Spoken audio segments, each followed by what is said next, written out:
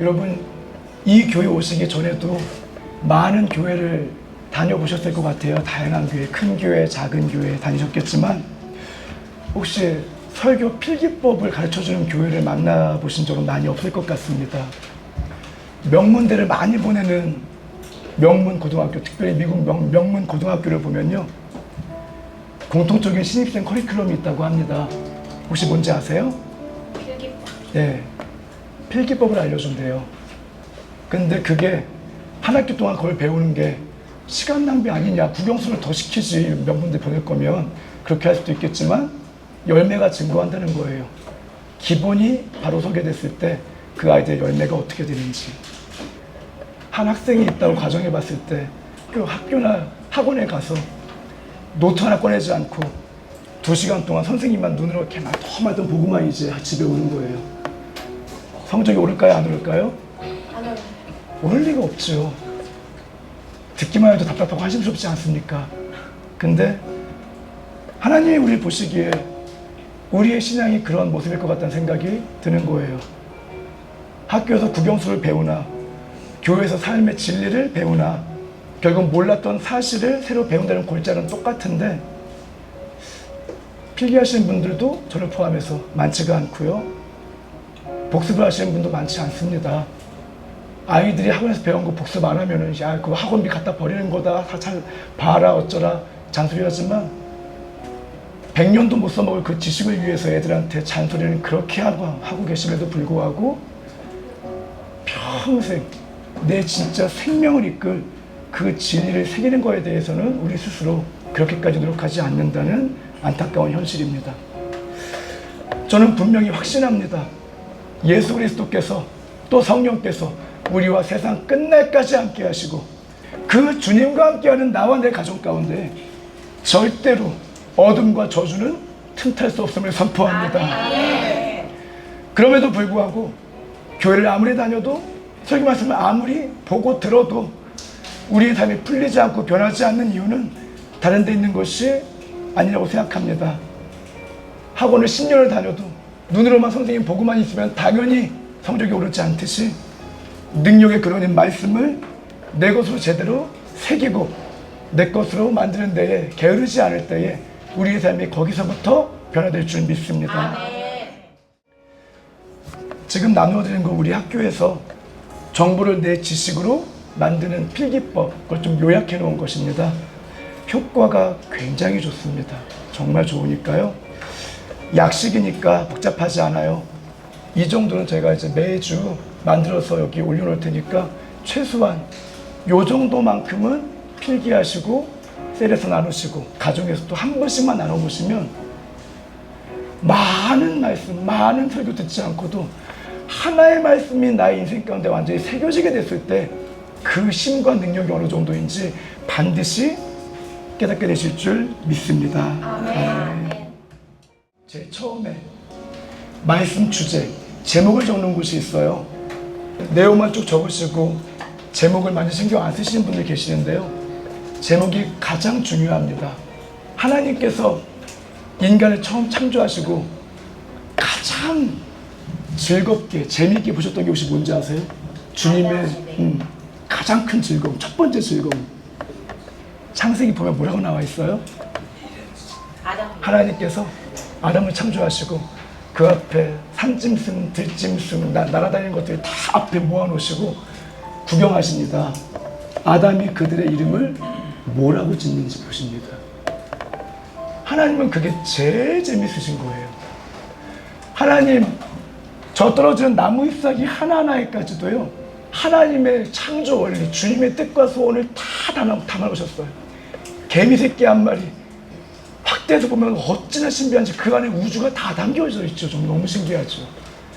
하나님께서 주님의 뜻을 수수께끼 같이, 스무고개 같이 다 만물 가운데 숨겨놨는데 과연 내가 사랑하는 내 자녀들이 온 천지 만물 가운데 있는 내재되어 있는 나의 뜻을 찾을 수 있을지 없을지 그거를 지켜보시는 게 아빠의 가장 큰 즐거움이라는 거예요. 그게 바로 이름인 것입니다. 이름 대충 지으신 분 아무도 안 계시죠? 애가 들어서기도 전부터, 애를 계획하던 그때부터 우리 애 낳으면 첫째는 이름 뭐라고 지을까? 하나님께서 정말 이 아이를 통해서 마지막 때 어떤 일을 행하실까? 꿈이 무엇일까? 생기기도 전부터 계획할 땐 그때부터 아이 이름을 고민하시고 그 이름에 하나님의 모든 뜻을 다 압축해서 3글자로 2글자로 그거를 표현해냅니다. 마찬가지 이 교회 여러분 선택해서 오신 거 아닙니다. 어떤 바보가 저렇게 크고 화려한 교회가 많은데 여기 옵니까?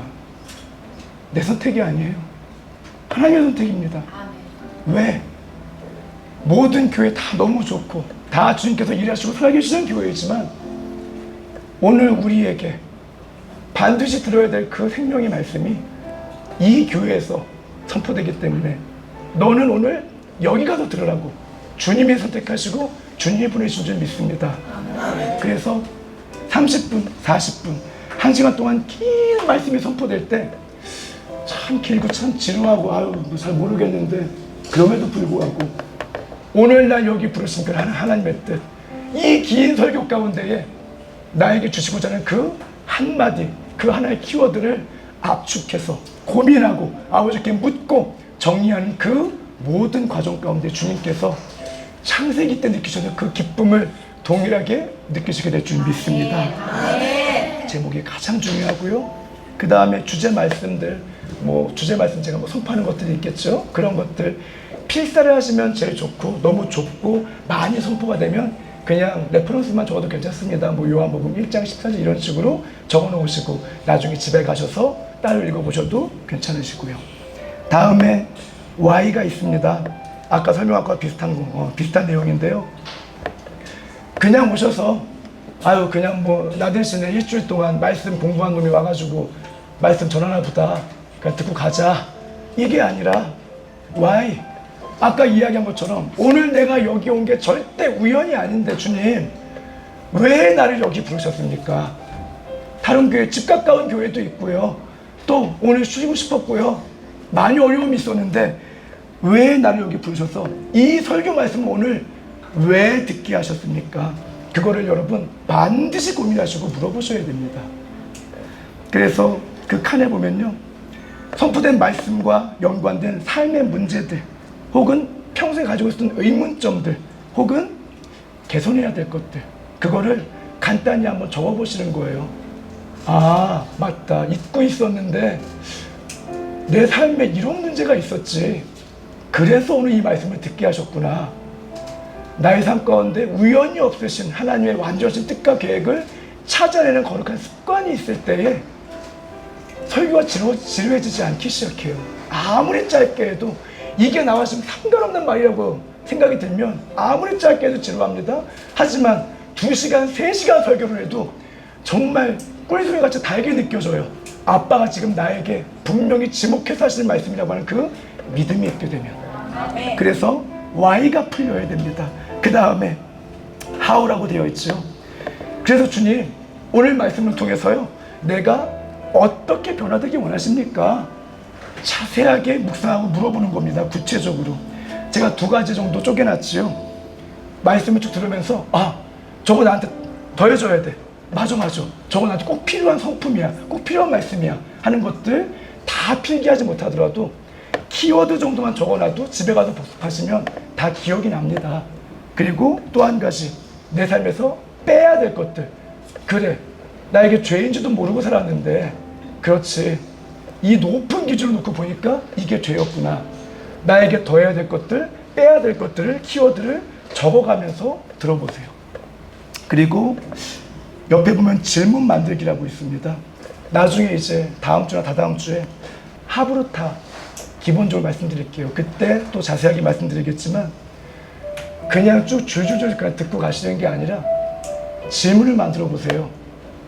저 사람은 이 구절을 왜 이렇게 해석했지? 난 이게 맞는 것 같은데 왜 이렇게 설교할까? 더 나아가서 하나님, 이게 더 정의로워 보이는데 주님 왜 모세에게 이렇게 말씀하셨습니까? 그 궁금증을, 의문을 쭉 한번 정리해 보세요. 그 질문에서부터 나의 묵상이 놀라울 정도로 깊어지기 시작할 것입니다. 그리고 맨 마지막에 보면 What이라고 되어 있습니다. 아버지, 그래서요, 결론적으로 나와 내 집이 이 말씀을 통해서 새롭게 행해야 될 게 뭐가 있겠습니까? 뭘 해야 됩니까? 그래서 하나의 말씀이 들어가면요, 한 가지 변화가 반드시 있어야 됩니다.